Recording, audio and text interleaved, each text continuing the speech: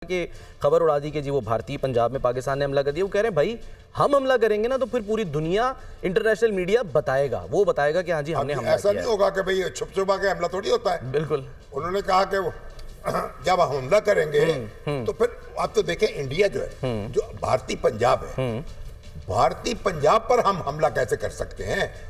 वहां तो हमारे एलाइज हैं। सर यही तो वो मंसूबा बना रहे हैं कि खुद हमला करें और उसके बाद शो ये करें कि जी पाकिस्तान ने हमला किया। दुनिया में सिख जो हैं वो पाकिस्तान के साथ खड़े हैं, कश्मीर के साथ खड़े हैं। बिल्कुल। और जगह जगह रेफरेंडम हो रहे हैं, वो खालिस्तान का मुतालबा कर रहे हैं। तो अब उन्होंने कहा कि ये हम इस सिखों पर अटैक कर दें और पाकिस्तान का नाम लगा दें ताकि कहें सिखों को निशाना बना लिया। तो पाकिस्तान का तो एक पुख्ता अहद है और ऐलान है कि सिखों पर या भारतीय पंजाब पर हमला नहीं होगा।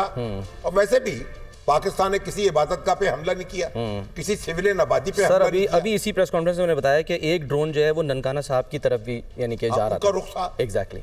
तो वो भी उस कामयाब नहीं हो सका।